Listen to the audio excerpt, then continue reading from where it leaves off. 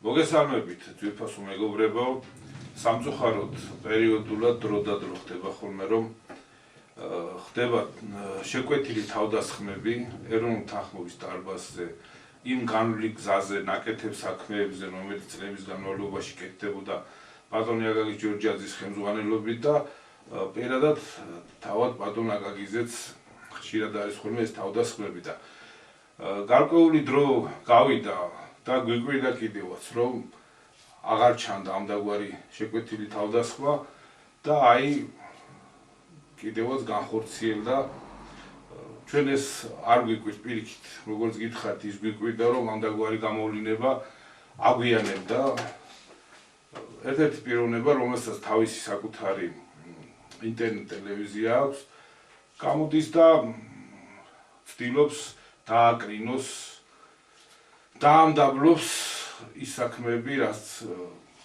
ქართველი ერის წიაღში ხდებოდა წლების განმავლობაში, მხედველობაში მაქვს ის ხელმოწერები, რაც შეგროვდა საქართველოში არსებული სისტემის და ფორმაციის შეცვლის მოთხოვნით და ქვეყნის ნეიტრალური კურსის განსაზღვრის მოთხოვნით. არსებული პიროვნება, აღნიშნული პიროვნება უბოდიშით ეჭქვეშ აყენებს ამ ხელმოწერების ლეგიტიმურობას იქიდან გამომდინარე რომ არის თუ არა იქ დატანილი ყველა მონაცემი და ეჭქვეშ აყენებს ეროვნული ყრილობის ლეგიტიმურობას რომ ესე იგი უნდა ყოფილიყო თურმე მისი თქმით 1/13 მაინც თლიანი საქართველოს მოსახლეობის მე არ ვიცი საიდან მოაქვს ეს კოდები საწერია სად ამოიკითხა ამ ლეგიტიმურობის განსაზღვრის ამდაგვარი თეორია და აგრეთვე უწუნებს ნამოღვაწარს ნაშრომს ბატონ აკაკის მის ნაწერებს მის გამოცემულ გაზეთებს იმის ამტკიცებლად რომ ის რამოდენიმეჯერ შეხვდა ბატონ აკაკის და იმყოფებოდა მასთან შეხვედრაზე ბატონი აკაკის მიერ ნაჩუქარ წიგნს გვიჩვენებს და პიროვნება რომელსაც არ შეუძლია რომ წიგნი ხელში უკავია და სწორად წაიკითხოს სათაური, აი ის ასეთი პიროვნება უწუნებს ნაშრომს ბატონ აკაკის.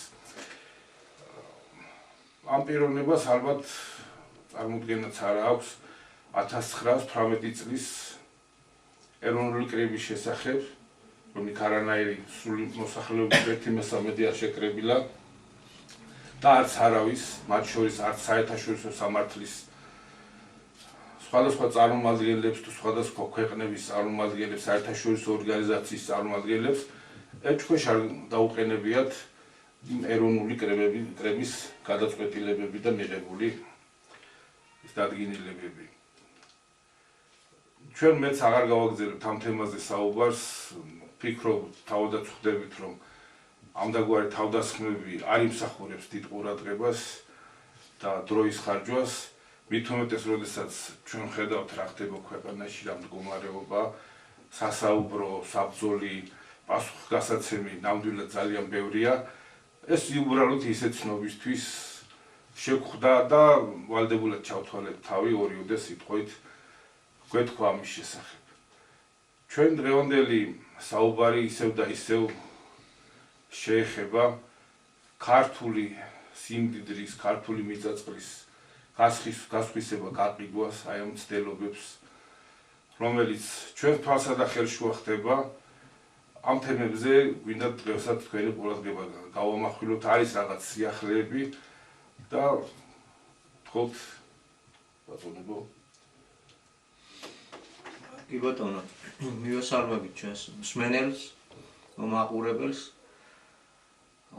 ახლა მოკლედ რომ თქვათ ბრძოლა სულიერი ომი მიმდინარეობს და ამ ომში მოწინააღმდეგე ყველანაირ მიუღებელ წესებს ხმარობს და არის გადასული ასე ვთქვათ. მეგის ბრძოლა წესების გარეშე. ხო ბუდიში ეს დავამატებდი გამომრჩა ეს პიროვნება ტყუილსაც კადრულობს და ამბობს რომ თითქოს ჩვენ ვაორგანიზებდით ყრილობის ჩატარებას სპორტის სასახლეში რომელიც არ გამოგვივიდა ვერ შევავსეთ ეს არის მტკნარი ტყუილი ჩვენ ორგანიზება გაუკეთდა ეროვნული ყრილობა ჩატარებული იქნა ფილარმონიაში, რომელიც სხვათა შორის სრული ანშლაგით ჩატარდა, ავსებობს ამისი ვიდეო მასალა და ნებისმიერ შეუძლია ნახოს, ჩვენ შეგვიძლია თუ დაინტერესებული იქნება ვინმე წარმოვუდგინოთ, ვაჩვენოთ. ანუ საქმე გვაქვს ასეთი ცრუ ინფორმაციების გავრცელებასთან, საქმე გვაქვს ცილის წამებასთან, საქმე გვაქვს შეგნებულ ტრობასთან, ჩვენ როგორც გითხარით ეს არ გვიკვირს, მაგრამ უბრალოდ წუხარებას გამოვთქვათ, რომ ესეთი რაღაც ხდება ხოლმე სამწუხაროდ ძალიან ცუდია. ხო, მაგრამ როგორც ომს სულიერ ომზე გვაქვს ლაპარაკი, ახასიათებს თავისი წესები, ასე ვთქვათ. მოწინააღმდეგე ყოველთვის გვეყოლება. დიდი ყურადღებაც ალბათ არ ღირს, რომ მივაქციოთ და გავამახვილოთ, ყველაზე მთავარი პრობლემა გვიდევს წინ. ის რომ სწორედ იმ ხელმოწერებში ერთ-ერთი მთავარი ქვაკუთხედი რომ გამოცხადეს ეროვნული საკუთრება, გაყიდულ გასხვისებული უკან უნდა დაბრუნდეს და ასე შემდეგ. ეს არის უნიშნულოვანესი თეზისი, ასე ვთქვათ. და ეტყობა ეს არ მოსწონთ მავანთ, იმიტომ რომ საბჭოთა კავშირის დაშლის შემდეგ ფაქტიურად ჩატარდა ქვეყნის დაპრივატება, პრივატიზაცია, განკერძოება, მითვისება, გაყიდვა და ასე შემდეგ და ეს იყო დასახული უპირველეს მიზნად. ეხლა ამ პოლიტიკის გამტარებლებს და ამ პოლიტიკის განფორმებლებს, ასე ვთქვათ, ამ პოლიტიკის გამხმოვანებელ ტელევიზიებს თუ წარმომადგენლებს თავისთავად ცხადია უკუ პროცესი, რასაც ქვია ეროვნული საკუთრების შემოღება და უკანონოდ მითვისებულის, გაყიდულ გასხვისებულის უპირობოდ ერის საკუთრებაში უკან დაბრუნება, მათთვის ეს კატეგორიულად მიუღებელია და ყველაფერს იკადრებენ, ეს გასაგებია. ამავე დროს იქ არის ერთ-ერთი მთავარი ქვაკუთხედი კიდევ ნეიტრალიტეტის საკითხი, რაზეც წინა გადაცემაში აღნიშნეთ, რომ ალაპარაკდა უკვე ხელისუფლების ერთი ნაწილი, რომელიც დღეს გამოდის ერთიანი ნეიტრალური საქართველოს სახელით, ასეთი პარტია შექმნა მმართველმა ძალამ, მაგრამ სწორედ ამ ყველაზე მთავარი ქვაკუთხედის გარეშე, ამის გამოცვლის გარეშე, ეს ნეიტრალიტეტის მიერ მოტანილი სიკეთები არც ერთ ქართველს და არც ერთ ჩვენ თანამოქალაქეს, ჩვენ თანამოძმეს არ შეერგება. ეს ნეიტრალიტეტი მომსახურდება სწორედ მათ, ვიზეც ლაპარაკი გვაქვს და რაზეც ლაპარაკი გვაქვს. ზეგი ეს არის ორი ნაწილი, რითაც დგება გადარჩენის ფორმულა, ასე ვთქვათ, ერისა და ქვეყნისთვის. აკლია ეს ძირის მთავარი ამ ნეიტრალიტეტისკენ ლაპარაკის დაწყებას. თუმცა ისიც ვთქვით, რომ ეს არის მხოლოდ და მხოლოდ ლაპარაკი, რომ ამ ლაპარაკით იყოს შემოფარგლული და მეტი არაფერი, იმიტომ რომ საქმე რომ გაეკეთებინა, მაშინ კეთილი უნდა ენება, ხო იწერდა და დაეწერა საკონსტიტუციო უმრავლესობა თავისთვის, რაც ვერ გაბედა, არ გაბედა და არ გაკეთებულა. ეხლა რა არის? ჩვენ ყველაზე მთავარს მივადებით, იმიტომ რომ ერთი ის იყო, რომ როდესაც ეს ხელმოწერები გროვდებოდა, უკვე ჩანასახებში ყველა ეს კანონი ნელ-ნელა უკვე შემოტანილი იყო, მიღებული იყო, გატარებული იყო და დამტკიცებული იყო, რასაც უნდა მიეყვანა იქამდე, რომ თუ საქართველო გაყიდულია, მაშინ მყიდველი უნდა მოვიდეს და დამკვიდრდეს. აი ამ ფაქტის წინაშე დავდექით უკანასკნელი ფსევდოარჩევნების შემდეგ.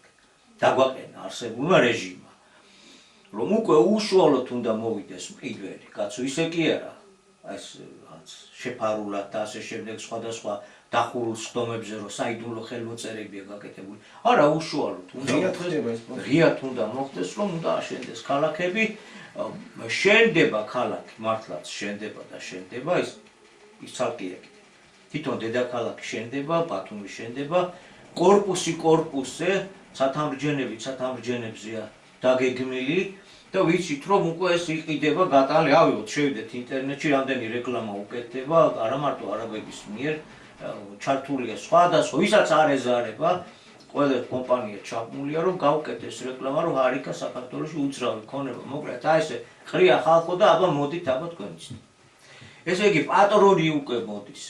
ჩვენ ღიად ვდგებით აი ამ ერის დაუპის პროცესის წინაშე. ისი აღარ რა ესე იქნება და ასე აი ღიად ვდგებით და ამიტომ გვაქვს ასე ვთქვათ ბოლო დიდი შეკინება, ბოლო დიდი შებრძოლება, ბოლო დიდი დიდგორი გადასახდელი ერთად. ეს დიდგორი გადის მშვიდობიან პოლიტიკურ ბრძოლაზე, რომელსაც თავისი წესი და რიგი გააჩნია. ამობთ რომ ახლა დიდ საკითხებზე თუ აქამდე დაბნეულობა შემოიტანეს საგანგებოდ, გასაგებია რომ და დაიბლოკა და დღესაც უნდა ითქვას რომ უკანასკნელი რაც დაგვრჩა აქტიურად ეს ჩანაწერები და ეს YouTube არხი რაც არის რაც გაგვაჩნია, ხო? ესე ძალიან დაბლოკილია უკვე. მისი გავრცელებადობა ფრიად შეზღუდულია და ამიტომ მაყურებელი გამზიარებელთა რაოდენობაც თავისთავად უკვე პირადად მე რო შევდივარ არ მიჩვენებს მეთი თუ მინდა გავაზიარო და ჩემ გვერდზე დავდო. არ მიჩვენებს რომ გავაზიარო და მე ვეზებრო სად ვიპო YouTube-ზე ვერ ვნახულობ, ეროვნული თანხმობის დარბაზის გვერდზე ვერ ვნახულობ და იქნებ რომელიმე ინტერნეტ მეგობარი Facebook მეგობის გვერდზე ვნახო რომ იქიდან გადმოვაზიარო მე და დავდო ჩემ გვერდზე. პირადად მე მაგალითად ვერ ვნახულობ. ხა ეს ტიპ მდგომარეობა, ანუ ეს რისი ნიშანია და რას გვეუბნება რომ ბრძოლა არის უკვე გადამწყვეტი. მათ წამოიწეს გადამწყვეტი ბრძოლა საქართველოსთვის, ბრძოლა იქ ჭალებს შევსვათ გინპირდაპირ გავიგოთ ეგ არის უკვე ფულით და კანონით რომ მოდის და მამულს გართმევს, აი ასეთი ტიპის ბრძოლაში ვართ ახლა ჩაბმული. ხო.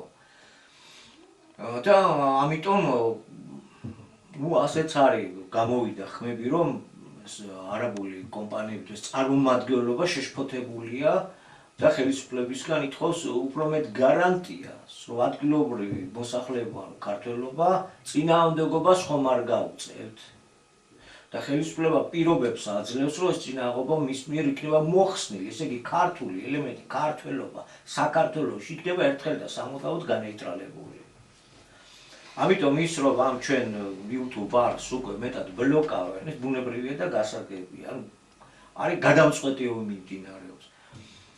კარგი დიდ საკითხებზე ვერ შევთანხმდით, მაგრამ ეს უკვე ღიად რაც ჩანს რა არის საჭირო. თუ კი რაიმე ელემენტარული კეთილსინდისიერება გაგვაჩნია. ელემენტარული რაც ეროვნული განცდა, გრძნობა, რწმენა, ხო? რაც კაცთმოყვარეობა, რა პარტიაშიც არ უნდა ვიყოთ, როგორც არ უნდა ვიყოთ, ჩვენ ასე ვაყენებთ საკითხს, რომ აი ამ პროცესის გასაჩერებლად ერთად ვართ მოედანზე გამოსასვლელი. იმიტომ რომ უწყებებში ჩივილი, ასე ვთქვათ და დაუშვათ ბიუროკრატიული გარკვეული ბარიერების წინა პლანზე წამოწევა და ასე შემდეგ არ გააჩერებს ამ პროცესს. რომ ვიცით რომ სასოფლო-სამეურნეო მიწას უცვლია გადაყავთ არასასოფლო-სამეურნეოში, იქ შეიძლება ზოგა სანიტარული ზონა ჩაითვალოს რომ არის და მშენებლობას უკვე სოფლების და ქალაქების მშენებლობას ადგილ-ადგილ წინააღმდეგობების მსგავსი გაუბედო ქვემდგომებმა, ზემდგომებს, რომლებმაც ეს ამ საკითხში უკვე პირობა აქვთ მათთან დადებული, რა თქმა უნდა, ეს შედეგებს ვერ მოგცემს. და საჭირო არის რომ ქართველობა ება დაახლოებით ალბათ 100,000 ადამიანმა გამოვიდეს და თავისი სიტყვა დაანახოს ცოცხლად, ღიად. აი მე ასე ვფიქრობ ყოველ შემთხვევაში, ასე წარმოვიდგენია რომ ეს პროცესი რომ გაჩერდეს მაინც რომ იმან იგრძნოს, რომ აქ ჯერ კიდევ ცოცხალია ქართველი და ქართველის თანამოძმე, ჩვენი თანამოქალაქე და ასე შემდეგ, რა? საჭიროა ესე იგი 50,000 100,000-მდე მაინც ადამიანი სხვანაირი შანსი ჩვენ არ გრჩება. სხვანაირად არ გამოდის. ამიტომ ელემენტარული თემა. აი რაზე შეიძლება ეს განსხვავებული აზრები გვაქვს, განსხვავებული რა პოლიტიკური ხედვა, განსხვავებული პოლიტიკური მემკვიდრეობას წარმოადგენთ. აზოგს ეკლაპნის თავის მემკვიდრეობას, არა? გასაგებია რომ საგანგებოდ დაგყო, ხელოვნურად აწყობენ. ისედაც აზრები საკმაოდ არეულია და ასე შემდეგ, მაგრამ რას ვაპირებთ, როცა უკვე მტერი წამოვდგომია თავს. ამ პროცესის გასაჩერებლად როგორ ვიქცევთ? ჩვენ რადგან თანხმობის დარბაზის სახელდებით ვრჩებით და ვაგრძელებთ, გვაქვს ასე ვთქვათ ორი მიმართება, ასე პროგრამა მაქსიმუმი, რომ შეთანხმება მოხდეს უძირითადესე მართლაც გადარჩენისათვის საჭირო ფორმაციულ ცვლილებებზე და თავისთავად ძალიან რთულია. და არის თანხმობა მოხდეს იმ ელემენტარულზე, მაინც რომელიც ამ პროცესს გააჩერებს. ჩვენ ამ მინიმუმზე ვარ დღეს ჩამოსული. რომ რაღაცნაირად ეს ძლავრი დინება წარმოქმნათ, ძლავრი ქართული დინება წარმოქმნათ, რომელიც ხელს ააღებინებს უთოფოთ მოსულ ფულით, მოსულ დაპყრობელს. მის დაქირავებულ მსახურს, აქ რო გვიზის, შიგნით რო გვიზის. ფორმაცია თუ გვირთულებს საკითხებს, ეს ხო მაინც მარტივია. მუშაობ, მაგრამ რო ვთქვათ, რომ კარგია შედეგები და რაღაც, ისეთი არ არის, როგორც უნდა იყოს.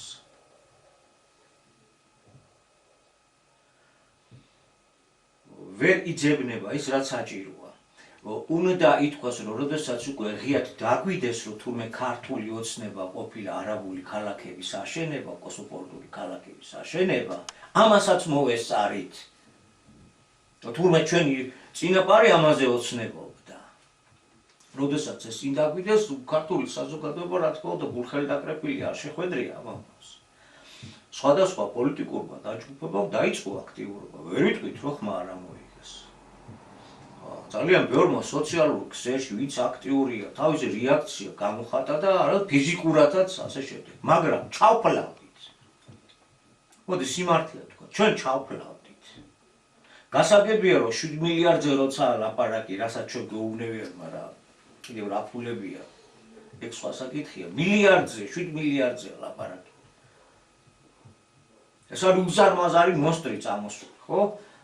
ის ყველაფერს იზავს, ეცდება რომ ყველაფერი გააკეთოს, მაგრამ აი ჩვენი მხრიდან ჩაფლავის არსი რაში იყო?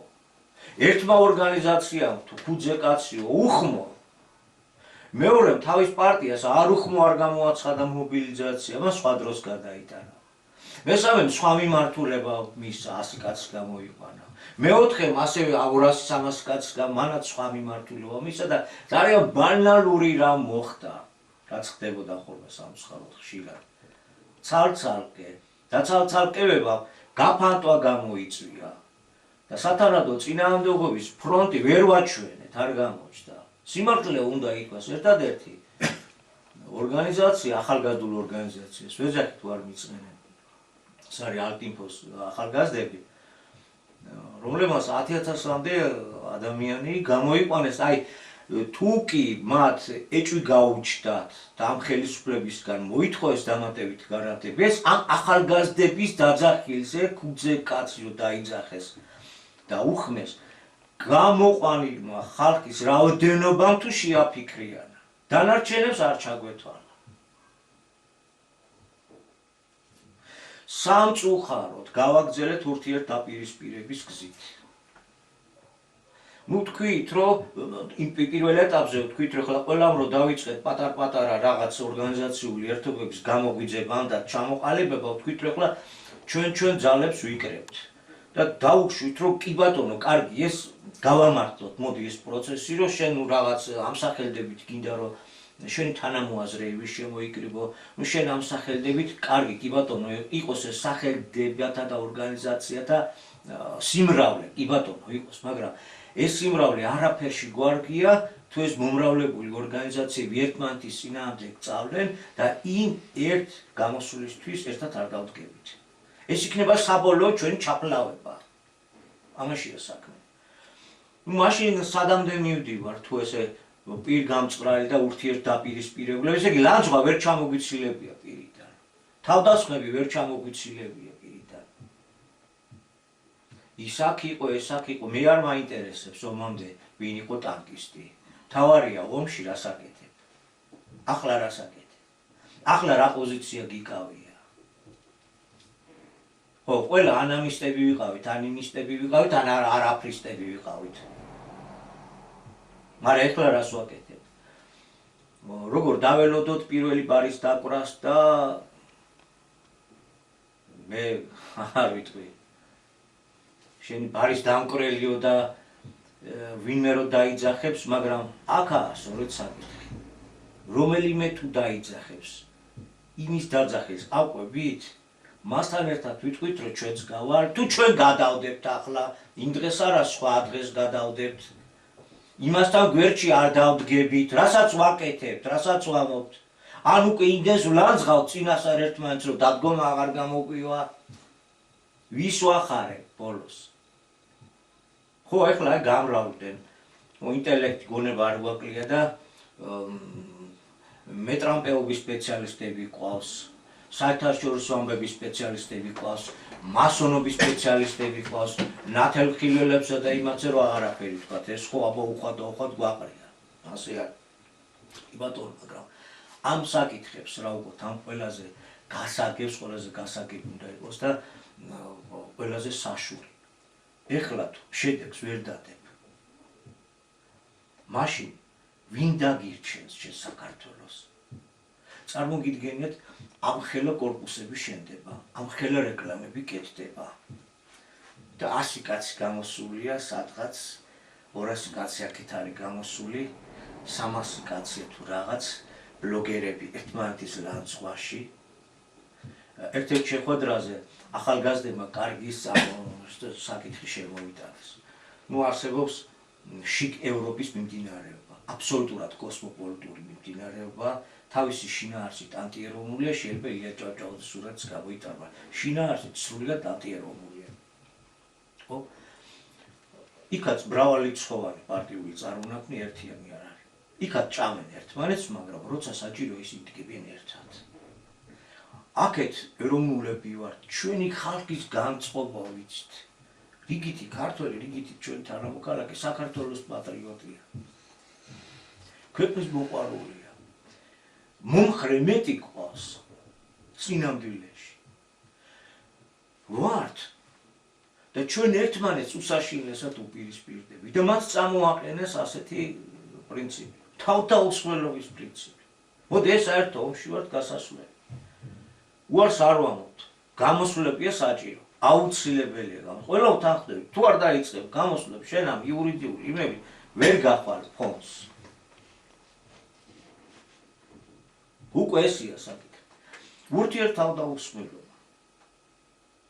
რა გჭირს ისეთი, რომ ცოტა ხანი მაინც გავჩერდეთ.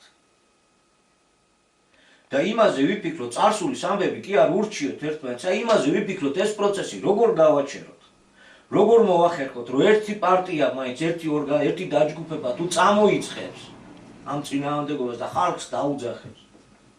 ჩვენც რომ მაშინ დაუძახოთ, ჩვენ ხალხს ვინც აკყავს და რაც აკყავს.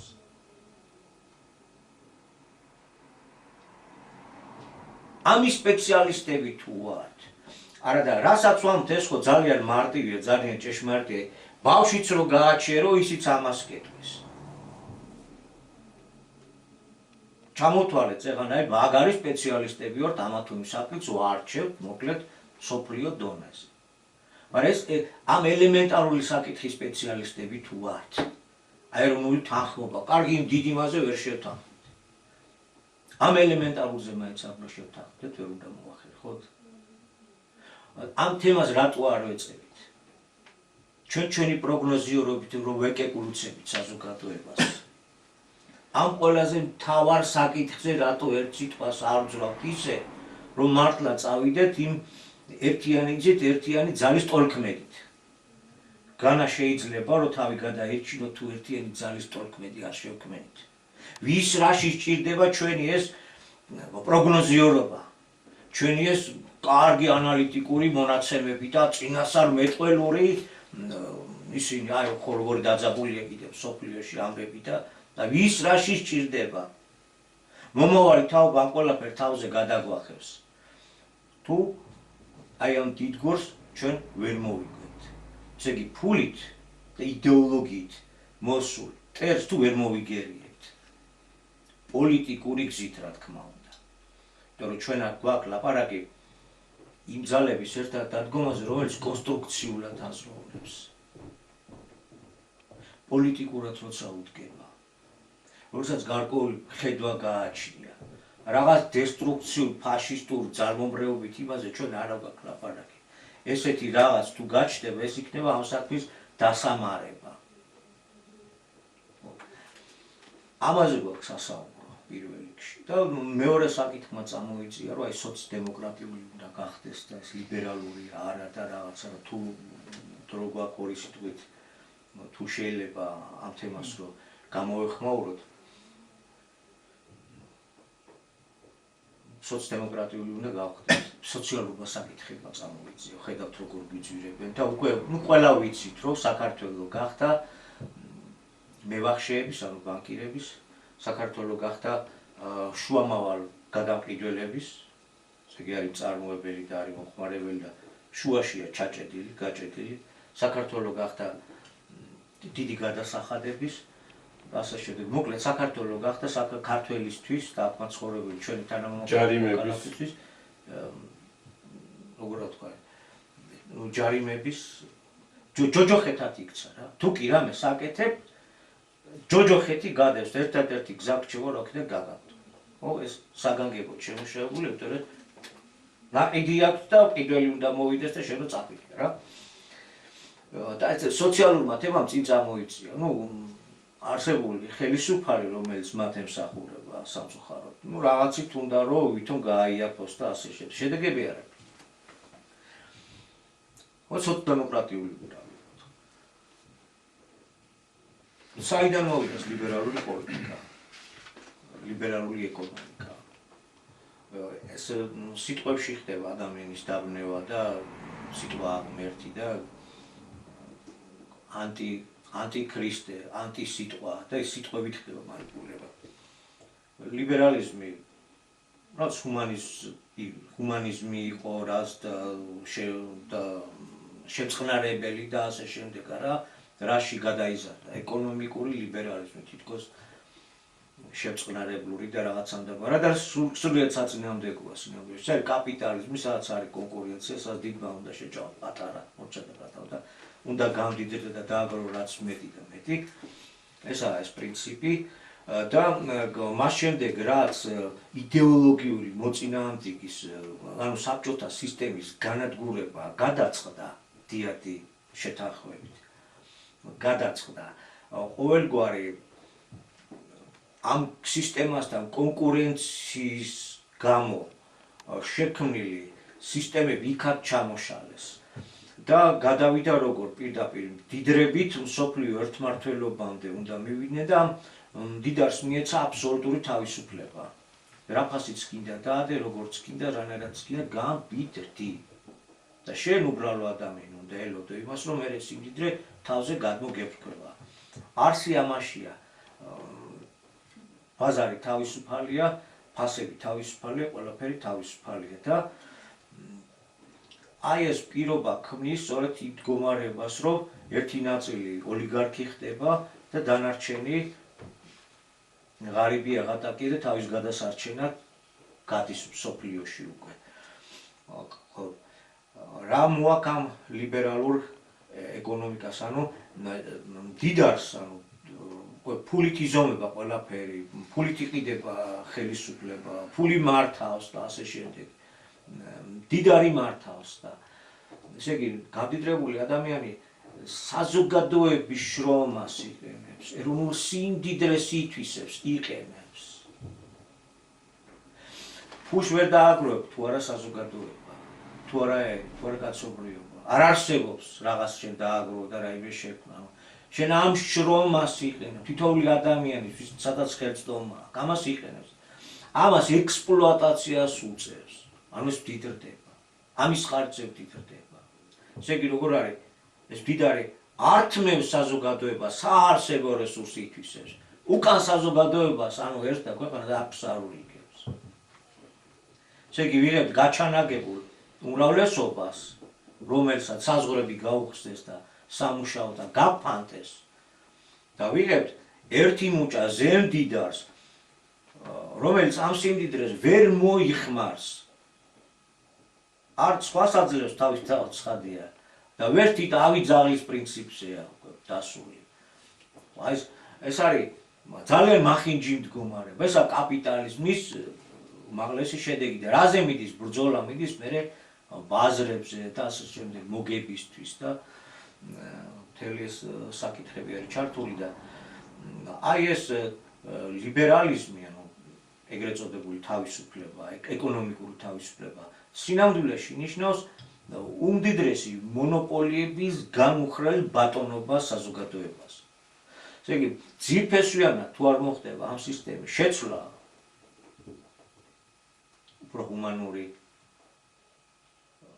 ქრისტიანულ ზოგად მორალზე აგებული, შველად და ხსნა არ იქნება სოციალ-დემოკრატიული პარტია ვერ უშველის ამ საკითხებს, ეს ფართო განხილვის საფუძველი და საგანს წარმოადგენს, მაგრამ ძირეული არის ეს ფორმაცია შესაძლებელი.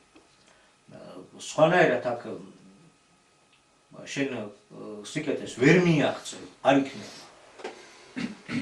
სოციალური სამართლიანობა და სოციალური თანასწორობა არ დამკვიდრდება. ეხლა ეს ლიბერალური ანუ კაპიტალისტური წყობა, ანუ მდიდრის განუხრელი ბატონობა ერზედა საზოგადოებას. წარმოქმნის იმას, რომ იდეოლოგიას აყალიბებს, იქ მილტონი გამოიყვანეს, მილტონის თეორიები შეიქმნა, თვითკმაყოფილი წიგნობარი, რომელიც მოძრავდა მსოფლიოს რა და ქადაგებდა თავისუფლების, ეკონომიკური თავისუფლების სიკეთეზე. ასეთ ფორმულას აყალიბებენ. ვინც აქ დედამიწაზე 64-ის შექმნა, ანუ სოციალური სამართლიანობისკენ რაღაც წამოიწყო, ყველა ჯოჯოხეთი დაატრიალა. ამას ხელი უნდა გაუშვათ. სტალინმა 800 მილიარდი ადამიანი დახვრიტა, იცით კაცი ჭამია და ასე. ეს ხო მაუძედუნია, ვიცი. ესე იგი სოციალურ სამართლიანობაზე შენ როგორც დაიწყებ ლაპარაკს და რაღაც სხვანაირი გადანაწილებაზე, შენ ფაქტიურად დედამიწაზე ისევ ჯოჯოხეთი გინდა მოატრიალა. არა, 64 აქ არ იქნება. მაგრამ იქნება თავისუფლება, რომელიც ასევე 64-ისებურ, 64-ესთან მიახლოებულ სიკეთეს გწევს ლიბერალური მდგომარეობა. მდიდარი თავისუფალია, როგორ ფასაც უნდა დაადებს და რამდენსაც უნდა იმდენს მოიგებს. და საქართველოს ცხოვრება არის აგებული ამ ლიბერალურზე, აბსოლუტურად ლიბერალურ ეკონომიკა, კაპიტალიზმის ყველაზე მახინჯ ფორმაზეა აგებული საქართველო და ქართული ოცნება კოსმოპოლიტურ, კაპიტალისტურ, სიონისტურ პრინციპებზე არის აგებული ქვეყნის ეკონომიკური ცხოვრება. ეს ხელოვნურად რომ არის გაყოფილი ნაციონალური მოძრაობა და აქეთ არსებული ხელისუფლება სინამდვილეში ამ საკითხის ორივე აბსოლუტურად ერთია. გოცირიძემ შეაქო ხელისუფლება. შეაქო რომ მიწასო, ესევე არ აძლევსო ამ არაბულ კომპანიასო, ესევე არ ყიდისო. ეუბნებაო რომ ჯერ ფული შემოიტანე, დამანახო რომ მართლა ამ ქალაქების ამშენებელი ხარ და მერე მოგცე მიწასო. კარგია ყოჩა ხამ ხელისუფლებას. შეაქო. ისე კი არ გადააგდო მიწა. და მიწას რომ მიჰყიდის და რას ააშენებს? ქალაქს ააშენებს, რომელიც გაივსება ვის უცხოელებით რა. დემოგრაფიულად გავქრებით. ხო. აბა ეგ უნდოდა თავის დროზე არაბულას, როცა ისინი იპყრობდნენ თავის დროის მსოფლიოს, სხვა კი არ უნდოდა. ეგ უნდოდა სპარსეთსაც, არა რომ ჩვენ წინაპრებს თუ რომ მიეყიდათ, რაღაც ისინი არ მოვიდოდნენ იარაღით. რა თქმა უნდა, არ მოვიდოდნენ. ლიბერალური როგორ ფულს უნი არა აქვს. იყიდე და შენია. საზღვრები უნდა გაიტანო, მაგას ეგანა ქადაგები. გაიტანო, დადო აუქციონზე დაალაგო, ეს ნაჭერ, ასო, ან ბითუმად მთლიანად დადო და მყიდველი მოვა რა და შენ ფული ჯიბეში ჩაიდო. ეს ამაში აბსოლუტურად ერთნი არიან. და ეს თუ არ შეიცვლება, ვერავითარი სოციალ-დემოკრატია ვერ გიშვენს. ვერავითარი სხვა გზა ვერ გიშვენს.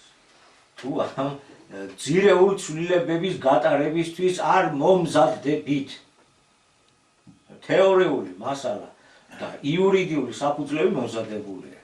ეხლა ის ჩვენი უცნობი მეგობარი, რომელიც ბოლო დროს კვლავ იმ საქმიანობის ლანცხვით შემოიფარგლა, მას ეთყობა, რაც თავისი იურიდიული ხედვა აკეთება, თავის სამყარო გააჩნია. ახლა აი გავართ ამ ეტაპზე, ხო, მოვლენათა განვითარების, როდესაც გამზადებულია ყველაფერი, რომ გაიყიდოს ქართული მიწა, წყალი, სადაც უნდა აშენდეს არაქართული ქალაქები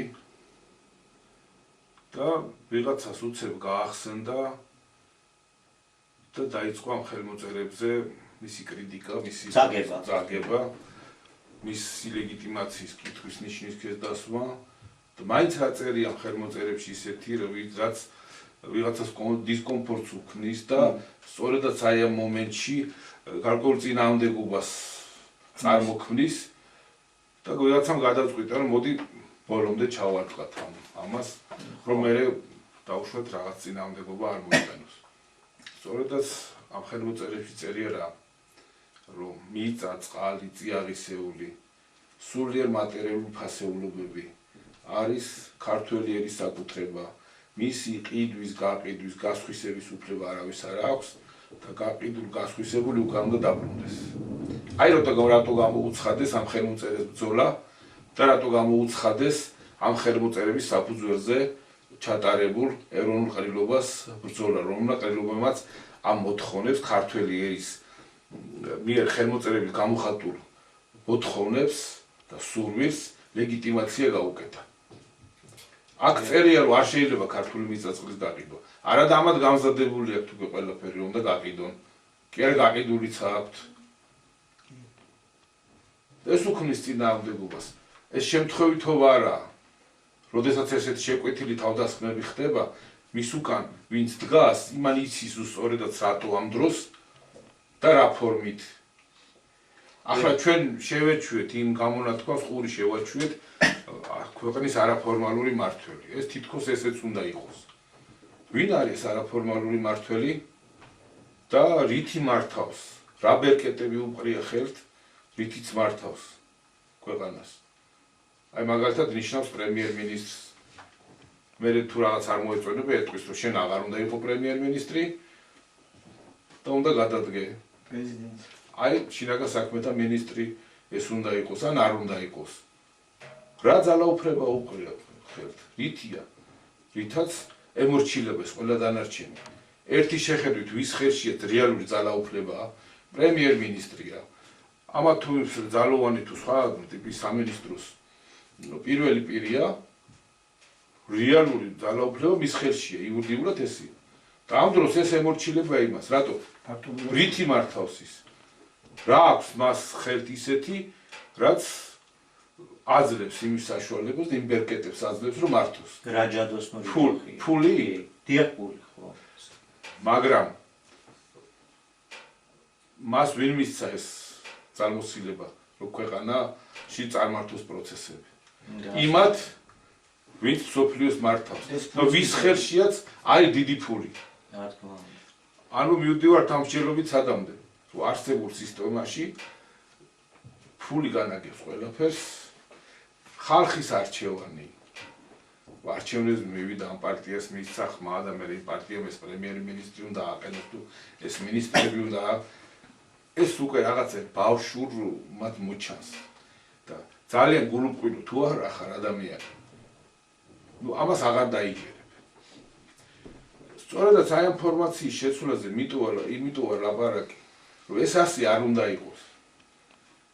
ერთ პიროვნებას არ უნდა შეეძლოს, როცა მოეპრიანება ქვეყნის ქონება გაასხვისოს და მილიარდები ჯიბეს ჩაიდოს.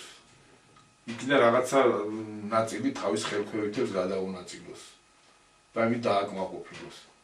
უფრო ქვემოთ და ქვემოთ თუ წამოვალთ კიდე ნაბადიეთ ამ გამოთქმაზე, მაგრამ სხვანაირად აი ეს ხელის ბიჭები გამოიყვანოს და თუ კი საიდანვე წინააღმდეგობა მიდის, გაალანძღვინონ, დააკნინონ.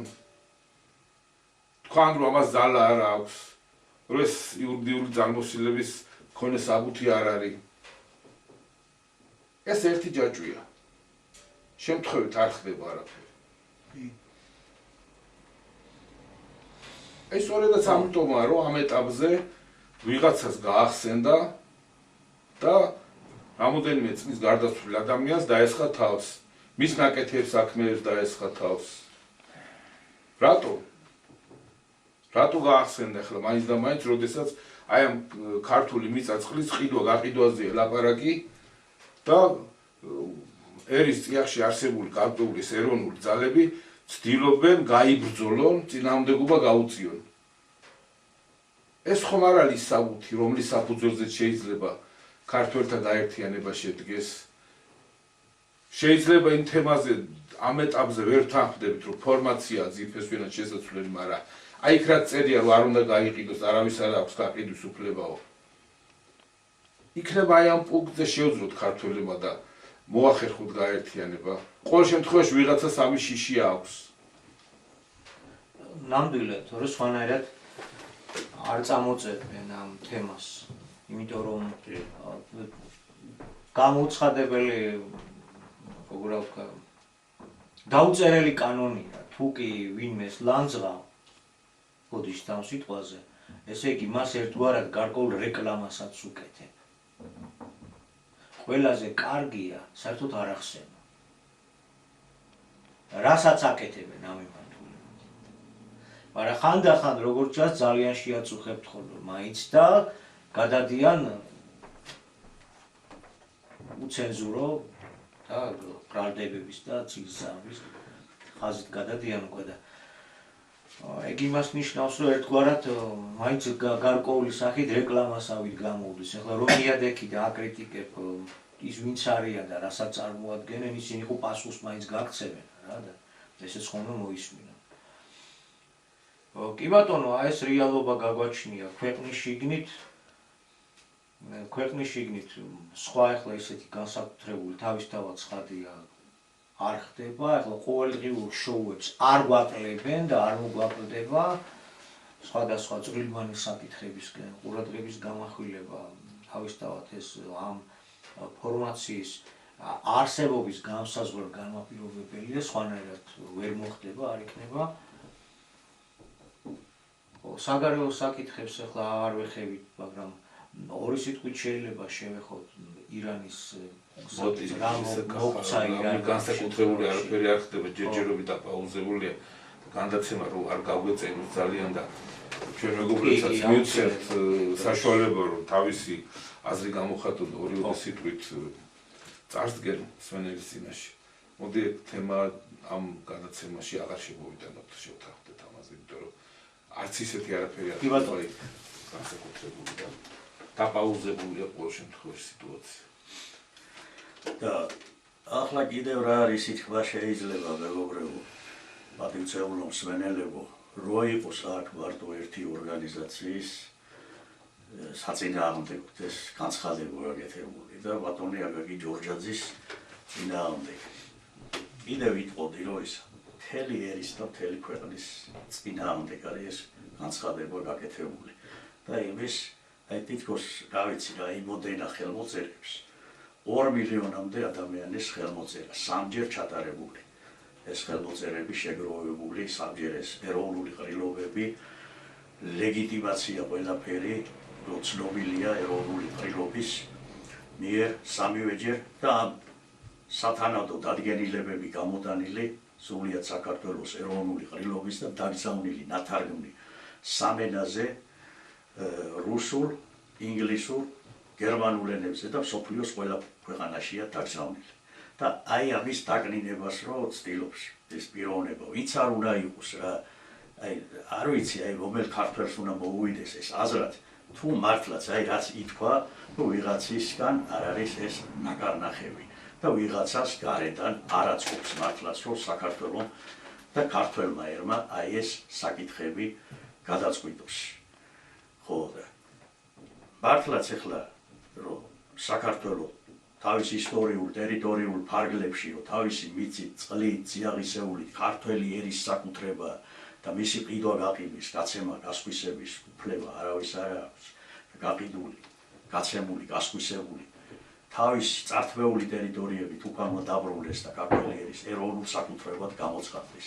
და პლუს ის ორი საკითხი კიდე რომ აი ამ სისტემის შეუცვლელად თუ არ შეიცვალა ეს მართლობითი სისტემა, ეს მართლაც სიონისტური, თალმუდისტური, მევახშური კაპიტალისტური სისტემა, რომლის სათავეში დღეს გვევლინებიან ეს ურსკვილესი კაპიტალისტები, რომლის მეშვეობითაც ხდება ჩვენი მიწის გაყიდვა და ეს კანონების თავს მოხვეო,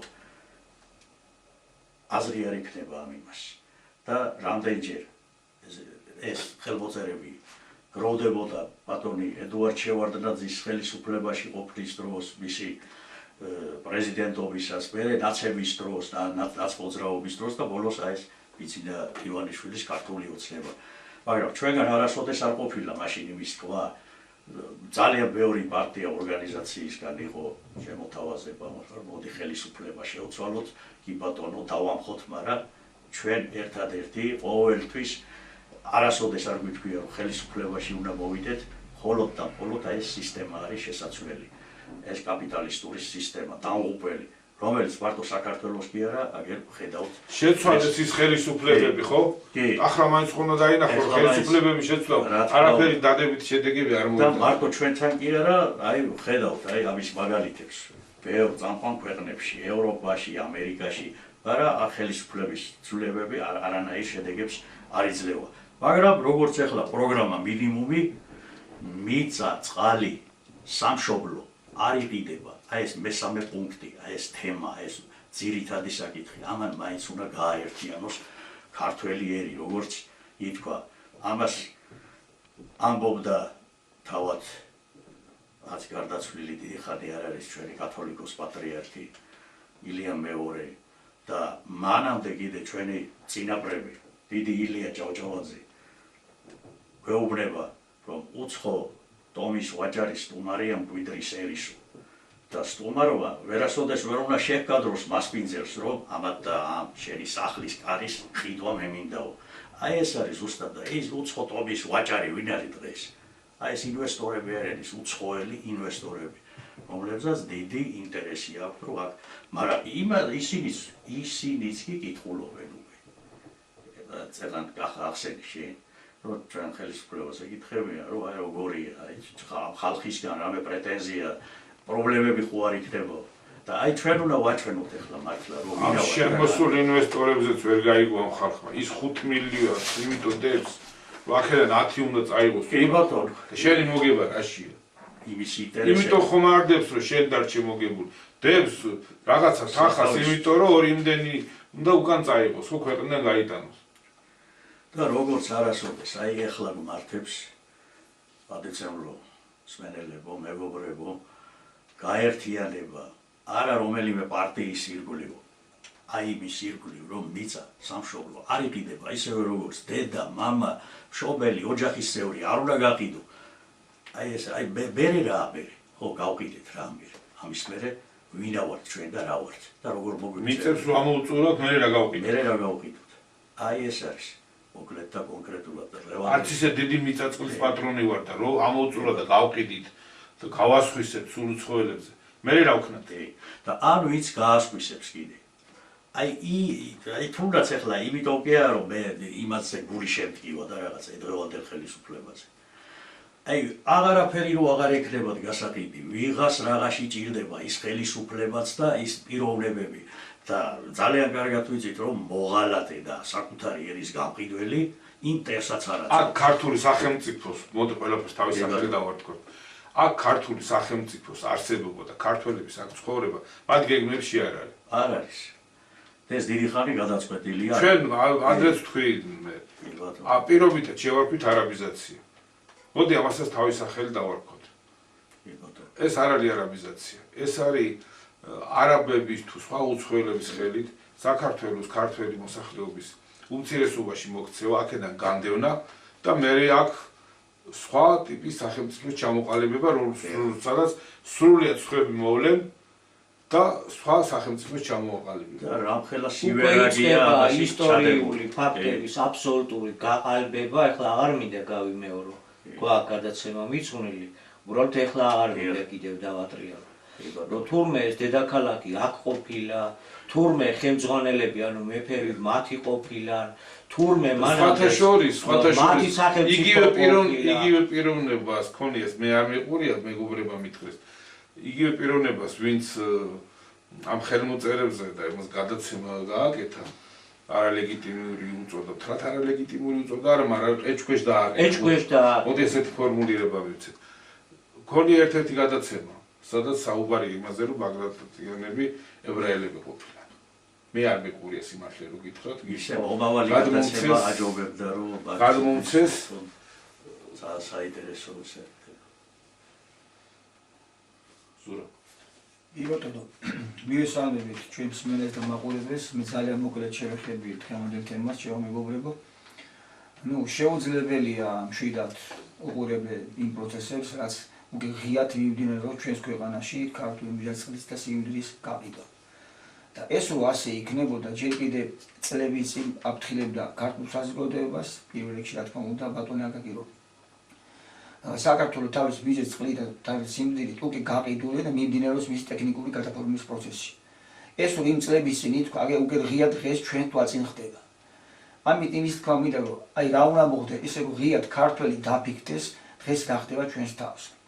ანუ ყველა უბედურება, რაც დღეს დედამიწაზე ტრიალებს, ეს დიდი საინფორმაციო ომის შედეგია.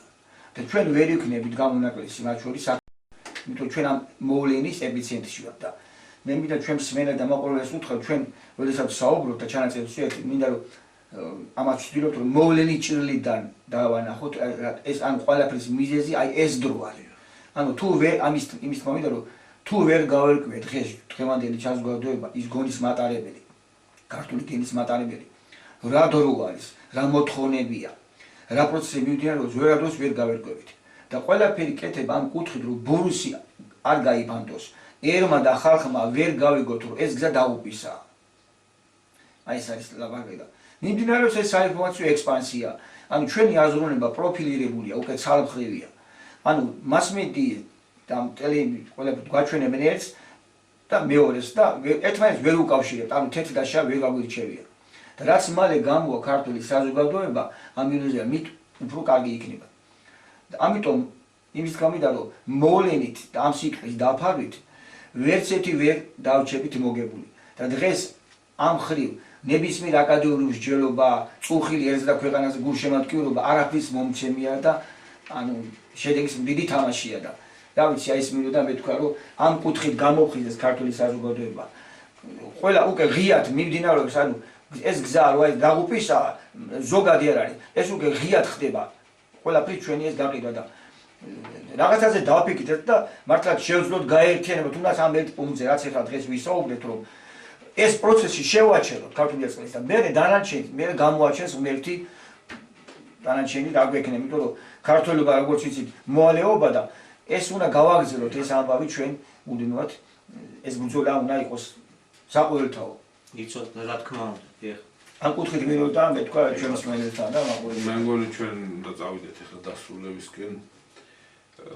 მე რამდენად გიხდება იგივე თემაზე საუბარი, რასაც პირობითად არაბული ინვესტიცია ქვია და ქართული მიწაწვლის გაყიდვა, მაგრამ სამწუხაროდ ვერ ხედავთ იმ ნიშნებს, რომ ქართველიერი ახერხებს ერთიანობას, თუნდაც აი ამ ერთი კონკრეტული საკითხის თავის და სასარგებლოდ გადასაწყვეტად. ამ მხრიდან გამომდინარე საფრთხე არ იხსნება, საფრთხე რაც დრო გადის მით უფრო რეალური ხდება და ჩვენც იძულებული ვართ სხვადასხვა კუთხიდან, სხვადასხვა მხრიდან შევახედოთ ჩვენი მსმენელი იმ საფრთხეებზე, იმ საშიშროებაზე, რასაც ქვია საქართველოს განქართველება და საქართველოს ქართველების გარეშე დატოვება. ღმერთმა არ ქნას ეს მოხდეს და ჩვენ ხელი არ გავატოკეთ, მხოლოდ ღმერთის მოიმედეობით არ ეშველება საქმეს. ჩვენ წინაპრებს მხოლოდ უფლისთვის რომ მიენდოთ ქვეყნის ბედიღბალი და ხმალი და შუბი არ ეხმარათ ქვეყნის დასაცავად, დღეს აღარც საქართველო იქნებოდა, ჩვენც აღარც ქართულად ვიმეტყველებდით, აღარც ქრისტიანები ვიქნებოდით და საერთოდ წაშლილი იქნებოდა ჩვენი არსებობა თუ ვიღაცას ისტორიკოსებს გაახსენდებოდა სადღაც ამოკითხული და მიგნებული გათხრების შედეგად თუ ასე შემდეგ. მადლობთ ყურადღებისთვის, მომავალ შეხვედრამდე. დროებით. მხოლოდ ერთს დავამატებდი, მადლობა რა თქმა უნდა ყურადღებისთვის. ამ ახალგაზრდებმა 10,000 ადამიანი გამოიყვანეს ქუჩაში და 7 მილიარდიანი უზარმაზარი გადამლეკავი ფულის პატრონები შეაფიქრიანა. და რა იქნება თუ 100,000 გამოვართ? რამხელა ძალა ექნება ჩვენს ერთობას? იქნება გადამწყვეტ ახალგაზრდებს. აი ესაა ყველაზე მთავარი და ყველაზე მთავარი საფიქრალი დღეს. როცა რომელიმე დაიძახებს, გავჩერდებით, ფეხი დაგვიდგება, არა იმ პარტიას, არა იმ პიროვნებას, არა და ასე შემდეგ. ისევ ესე, მაშინ დავიღუპებთ. თუ არა, ჩვენ ერთობას კოლოსალური ძალა აქვს. დღეს ყველა ზარბაზანზე, ყველა ჭურზე, ყველა თვითფრინავზე, გამანადგურებელზე მეტი ძალა ამ შემთხვევაში, ამ საკითხებში, ამ ჩვენთვის სასიცოცხლო საკითხებში აქ ქართველობის ერთიანობას და ერთსულოვნებას, რაც ქუჩაში უნდა დავანახოთ. კი ბატონო. მადლობთ ყურადღებისთვის. ადრე ნახვამდის.